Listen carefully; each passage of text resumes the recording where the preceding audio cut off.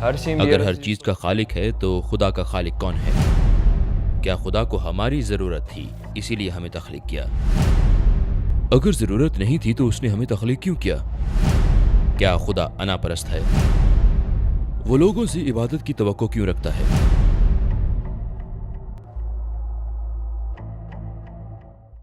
اگر ہر چیز کا خالق ہے تو خدا کا خالق کون ہے؟ یہ سوال فزکس کے ناقص علم سے پیدا ہوتا ہے۔ مثلاً کیا میں آپ کا فون لے سکتا ہوں؟ فرض کریں میں نے بطور انجینئر یہ فون ایجاد کیا۔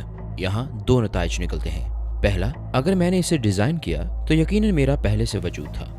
مجھ پر وہ اصول بھی لاگو نہیں ہوتے جو میں نے اس پر کیے، کیونکہ یہ فون ہے اور میں انسان ہوں، بالکل مختلف۔ اسی طرح خدا نے کائنات کو تخلیق کیا ہے، لہٰذا خدا پہلے سے موجود ہے۔ دوسرا، خدا پر وقت اور جگہ کے اصول لاگو نہیں ہوتے، اس نے کائنات کو تشکیل دیا۔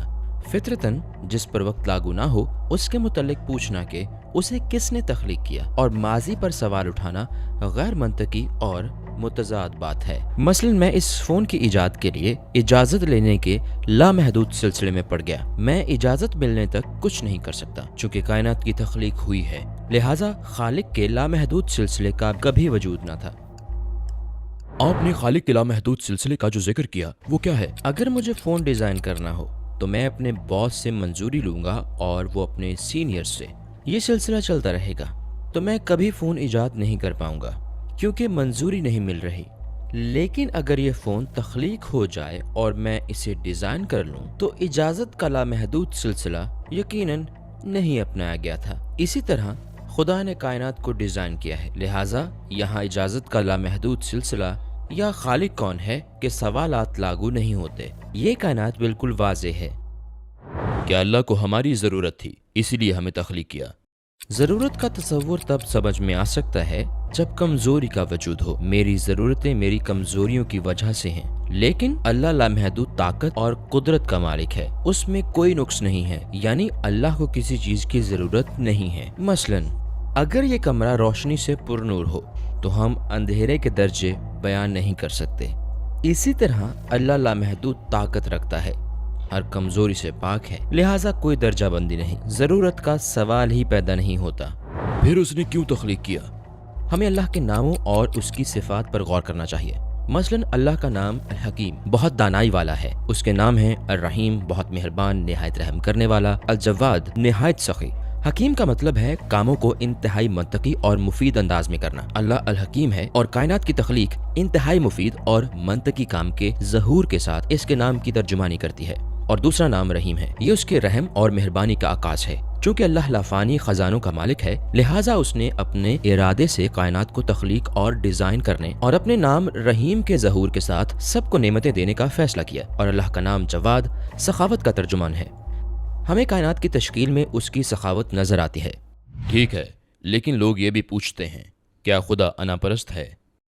ہم انا پرستی کی وضاحت دو اصولوں پر کر سکتے ہیں۔ پہلا خود غرضی، دوسرا زیادہ ملکیت یا برتری ظاہر کرنا۔ تاہم خدا ان باتوں سے پاک ہے۔ پہلی بات، خدا نے ہمیں تخلیق کیا اور بہت سی نعمتیں دیں، یعنی خود غرضی کی بات غلط ہے۔ دوسرا، خدا جھوٹے دعوے نہیں کرتا۔ وہ کہتا ہے مجھے ہر چیز کا علم ہے تو یہ سچ ہے۔ وہ خود کو قادر مطلق کہتا ہے، تو بے شک ہر چیز پر اس کا اختیار ہے، لہٰذا خدا کے حوالے سے انا پرستی کا سوال پیدا نہیں ہوتا۔ اس کے علاوہ انا پرستی ملتے جلتے تصورات کے لیے مؤثر ہوتی ہے۔ مثلاً میرے اور آپ کے درمیان انا پرستی ہو سکتی ہے کہ کون برتر ہے، لیکن کیا میں ایک کپ کو کہہ سکتا ہوں کہ سنو میں تم سے برتر ہوں؟ یہ مذاق لگے گا کیونکہ یہ ایک کپ ہے۔ اسی طرح انا پرستی متضاد تصورات کے درمیان نہیں ہو سکتی، لہٰذا خالق اور انسانوں کے درمیان برتری یا انا پرستی ناممکن ہے، یہ نامعقول بات ہے۔ ٹھیک ہے، اسے کسی چیز کی ضرورت نہیں اور وہ انا پرست نہیں، وہ ہمیں پیدا کر کے ہم سے عبادت کی توقع کیوں رکھتا ہے؟ اسے ہم اس کی ضرورت نہیں سمجھ سکتے۔ ضرورت تو انسانوں کے لیے ہوتی ہے، اللہ کے لیے نہیں۔ انسانوں کو عبادت کی ضرورت ہے۔ انسان روحانی طور پر بیمار ہیں۔ جب ڈاکٹر مریض کو دوا دیتا ہے تو مریض کو فائدہ ہوتا ہے، ڈاکٹر کو نہیں۔ پھر اللہ عبادت کیوں چاہتا ہے؟ جیسا کہ میں نے کہا، ہم روحانی طور پر بیمار ہیں، ہمیں لافانیت کی ضرورت ہے، اس لیے ہمیں اللہ کی یاد کی ضرورت ہے تاکہ ہم لافانی زندگی یعنی جنت میں واپس جا سکیں۔ لہٰذا اللہ کو ہماری نمازوں کی ضرورت نہیں ہے، بلکہ ہمیں اللہ کی پہچان اور اس کی عبادت کے مشن پر بھیجا گیا ہے۔ ہمیں دنیاوی معاملات میں خود کو گم نہیں کرنا چاہیے، اور عبادت ہی ہمیں اس مشن پر قائم رکھے گی۔ ہمارے سوالات ختم ہوئے، اگلی قسطوں میں زیادہ مشکل سوالات ہوں گے۔ سوالات مشکل نہیں ہوتے، بس ان کا جواب نہیں دیا گیا ہوتا۔